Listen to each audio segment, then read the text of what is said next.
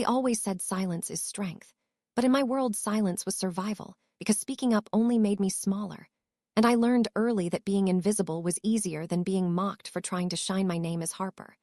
And in my family, I was the quiet one, the safe one, the practical girl who never made waves, while my brother Mark was the golden child, the living proof that ambition looks better in a suit. And my parents, Richard and Elaine, loved him for it. They lived for image, for presentation. What the neighbors thought of them, success to them, wasn't happiness, it was appearance.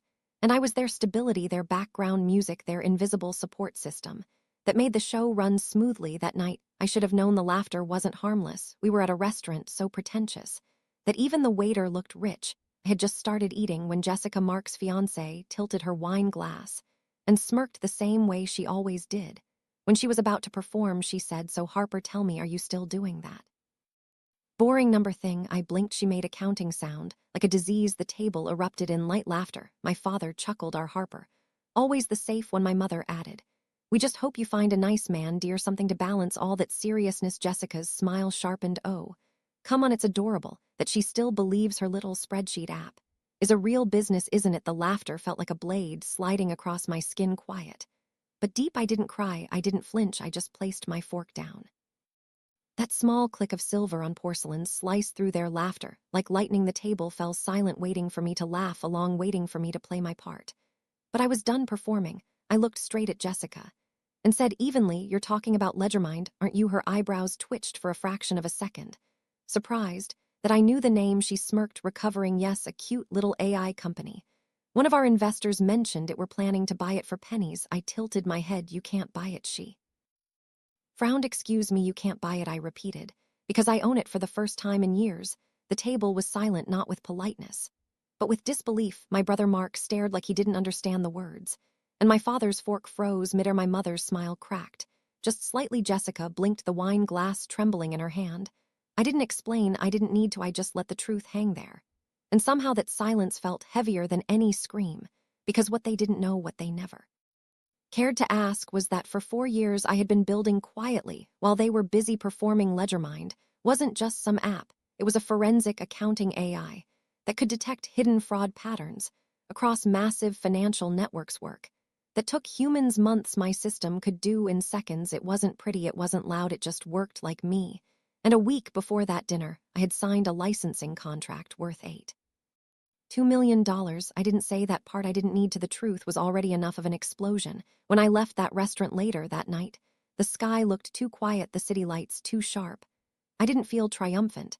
I just felt tired, the kind of tired that settles into your bones like weight. Because that dinner taught me something brutal. I had hidden my success, not because I was humble, but because I was afraid of what it would change, afraid of this. Exactly, psychologists call it the golden child and scapegoat dynamic in families obsessed with image. One child gets to shine, while the other holds the shadow to make that light look brighter. Mark was the mirror, I was the contrast. His loud, empty ambition made them look successful. My quiet competence made me disposable. And now that I had shattered the script, they were furious because the system needed balance. And I had just broken it. When I got home that night, my phone lit up like a warning light. The first text was from my mother. "Harper, you embarrassed Jessica terribly. I don't know where you learned that kind of tacky showing off. You need to apologize immediately." A second later, Mark texted, "Are you insane? Jessica's firm was looking to invest in your field. You ruined everything. What is wrong with you? Why are you always so jealous?" I scrolled through dozens of messages, all angry, none curious. Not one asked, "Is it true?" Not one said, "We're proud of you." They weren't mad that I succeeded. They were mad that I had stepped out of my role, that I had changed the frame of their family portrait, that I had dared to exist outside their script. And that realization hit like cold clarity. This was never about love, it was about control. A week of silence followed, the kind that hums under your skin. And then it arrived, an invitation, thick embossed paper. "You are cordially invited to celebrate the engagement of Mark and Jessica at the Oak Ridge Country Club." It wasn't an invitation, it was a command, a demand that I come back into orbit. Smile, pretend nothing happened, let them reset the narrative. I stared at it for a long time, and then I smiled because they thought they could still choreograph me. They had forgotten what I do best. I don't argue. I sat at my desk, turned on my laptop, and began to trace back everything.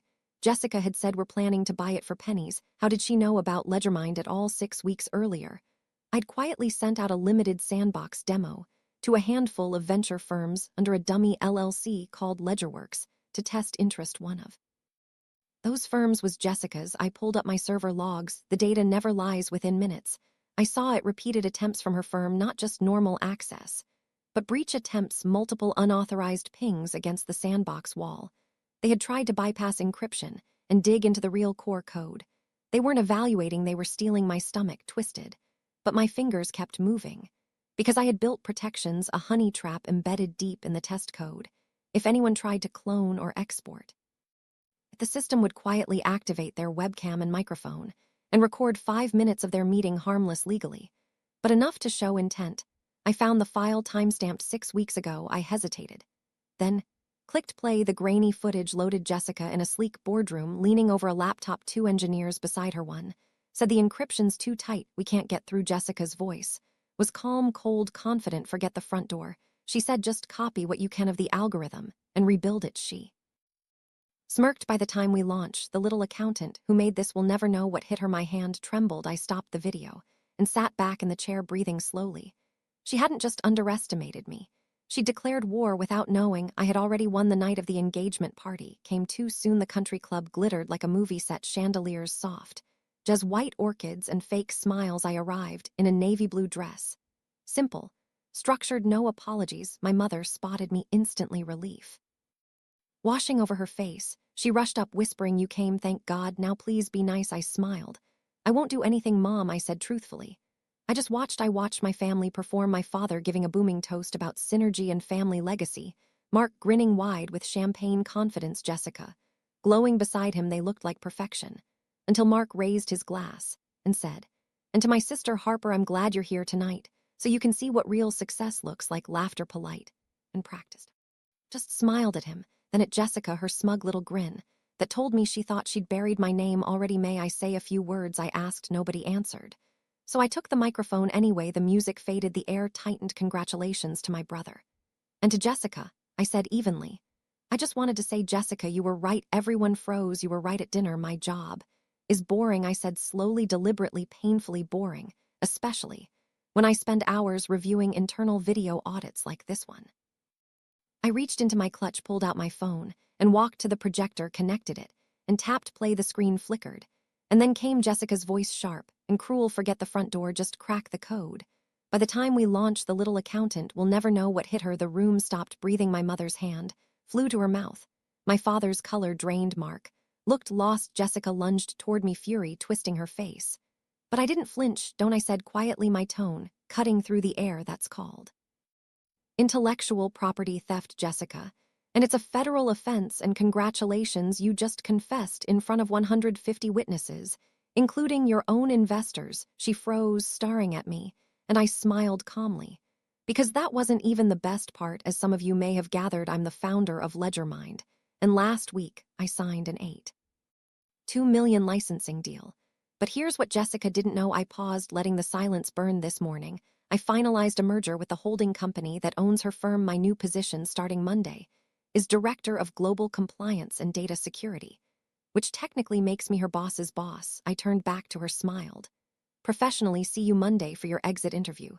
The room didn't move. I placed the microphone down, the small click echoing louder than any applause. I turned and walked out. I didn't need to see the chaos behind me later. I heard the fallout was immediate. The parent company fired Jessica within 24 hours. She tried to sue me for privacy violation. She lost. The court ruled the recording lawful under the security test clause. Mark lost his fiancée, and with her his glow. Without Jessica, he was just noise. And my parents tried to call. The voicemails shifted from fury to confusion to begging. "Harper, please. You've made your point. You're tearing this family apart." But they never understood. I wasn't tearing anything. I was just turning on the lights. The cracks had been there all along. That week, I sat in my apartment, looking at the digital ledger showing my balance, $8.2 million. And for the first time, it didn't feel like money. It felt like air, freedom, proof that the quiet ones, the invisible ones, can build empires in silence. I closed my laptop. The click sounded final, like a door sealing shut. I packed a small suitcase, booked a one-way flight to Florence, Italy, and before dawn I stood watching the city wake up for the first time. No voices in my head, no expectations, just the hum of possibility. Sometimes silence Isn't weakness its recovery, it's the sound of rebuilding yourself brick by brick, ledger by ledger. And for once, that silence didn't cage me, it set me free. If you've ever been the quiet one, the overlooked one, the family's invisible support system, remember this: your value doesn't need their validation, you just have to do the audit. And when you're ready, close the ledger and start again, because freedom isn't loud, it's silent, and it's beautiful. Thanks for watching to full video. Please subscribe and like.